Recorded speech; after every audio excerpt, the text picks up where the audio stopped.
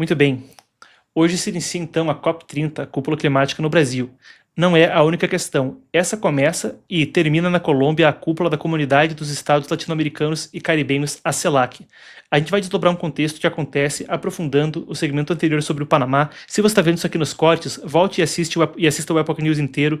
Ele está com uma imagem de capa a respeito do crescimento militar chinês. É o de segunda-feira, dia 10. Muito bem, seguindo então. A cúpula da CELAC, a gente começa por ela na Colômbia, foi marcada de forma interessante por algumas ausências de líderes e por cancelamentos de última hora. A presidente da Comissão Europeia, Ursula von der Leyen, por exemplo, também cancelou. O presidente do Uruguai, Yamandu Orsi, é outro. Para muitos, também tem a ver com algum tipo de gesto diplomático para evitar tensões com os Estados Unidos.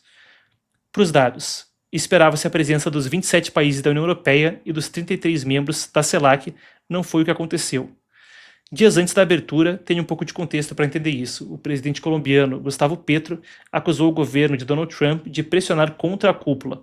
Washington, naquela ocasião, retirava a Colômbia da lista de países aliados na luta contra as drogas e impôs sanções econômicas diretamente ao presidente colombiano, Gustavo Petro. Chegou até a observadores independentes registrarem na semana passada o voo, e a gente tem aqui a imagem do registro de voo de uma aeronave militar dos Estados Unidos, que passou então primeiro perto da Venezuela, depois passou aí na risca com a Colômbia. Isso é o que chamam de OSINT, Open Source Intelligence, inteligência aberta. Registros de voo frequentemente dão a chance da gente beliscar alguma questão por aí, perto da fronteira com a Venezuela, depois seguindo pela costa em direção à Colômbia. Lula, o presidente brasileiro, esteve lá no discurso de abertura. Ele falou que a intolerância era o que havia levado ao esvaziamento do evento. Vamos ouvir o presidente brasileiro. A intolerância ganha força e vem impedindo que diferentes pontos de vista possam se sentar à mesma mesa. Voltamos a conviver com as ameaças do extremismo político, da manipulação da informação e do crime organizado. Projetos pessoais de apego ao poder muitas vezes solapam a democracia. Estamos deixando de cultivar nossa vocação de cooperação e permitindo que conflitos e disputas ideológicas se imponham. Como resultado, vivemos de reunião em reunião, repletas de ideias e iniciativas que muitas vezes não saem do papel. Nossas cúpulas se tornaram um ritual vazio, dos quais se ausentam os principais líderes regionais. Bom, está aí. Nesse sentido, é interessante a gente passar também pelo passado da CELAC, da qual o Brasil nem sempre foi parte, tá? Em 2020, na época do governo do ex-presidente Jair Bolsonaro, o ministro Ernesto Araújo, que era o ministro das Relações Exteriores, retirou o Brasil do grupo. A CELAC, Comunidade dos Estados Latino-Americanos e Caribenhos, constantemente recebeu acusações na época, não só vindo do Brasil, mas também de outros governos da região. Por exemplo, Luiz Lacalle Pou, no Uruguai, falava-se a respeito de um apoio a Cuba, Nicarágua e Venezuela. E não é de hoje que existe na região uma espécie de desconforto. Quando a gente fala de CELAC, é uma coisa que vem num caldo de grupos como a Unasul, ou até expandindo isso para um contexto mais amplo de outros blocos de associação regional, esse não entre governos, mas entre partidos, o famigerado Foro de São Paulo. O que eu quero dizer com isso? CELAC, Unasul, etc., são iniciativas que passaram profundamente por uma época de articulação entre membros integrantes da organização criada pelo Lula e Fidel Castro em 1990 em Cuba. A CELAC aparecia como uma espécie de alternativa à Organização dos Estados Americanos. Guardadas as devidas proporções, são dois órgãos com diferentes papéis institucionais. Mas a CELAC fazia uma pressão certamente pela legitimação de regimes autoritários por ali. Depois ela expandiu isso para abrir o Fórum China-CELAC, que de certa forma criou um mecanismo de articulação entre o Partido Comunista Chinês e a região, e abriu uma linhagem onde de um lado havia a OEA e depois havia exatamente o mesmo grupo de estados, tirados Estados Unidos e Canadá, em um diálogo com o Partido Comunista Chinês e com a legitimação dos regimes autoritários citados, novamente Cuba, Nicarágua e Venezuela. O Brasil retornou, assim que Lula foi eleito, o Brasil retornou à CELAC e, entre as frentes de atuação, veio novamente o Fórum China-CELAC. Frequentemente vem até a mensagem do secretário-geral do partido, Xi Jinping. Isso, claro, é um dos meios de reforçar a presença do Partido Comunista Chinês na região. Por exemplo, só para ilustrar o que eu estou dizendo em exemplo concreto, no ano passado o CELAC pressionou pela inclusão dos regimes de Cuba, Nicarágua e Venezuela nos compromissos da OEA, a Organização dos Estados Americanos, que eu discutia agora há pouco. E é só um dos eventos nos quais, uma das situações nas quais isso aconteceu. O México, anteriormente, também era um país que pressionava muito sob o antecessor da Cláudia Sheinbaum, o AMLO, o Andrés Manuel López Obrador. Agora, seguindo por aí, a gente também fala isso a partir de outra perspectiva, e se a gente citava o combate ao narcotráfico internacional anteriormente e as operações americanas junto dos exercícios no Panamá, a gente tem agora também uma aparente crítica velada, sem citar diretamente os Estados Unidos, do presidente brasileiro. A gente tem mais uma das falas dele na cúpula. Ameaça de uso da força militar voltou a fazer parte do cotidiano da América Latina e do Caribe. Velhas manobras retóricas são recicladas para justificar intervenções ilegais.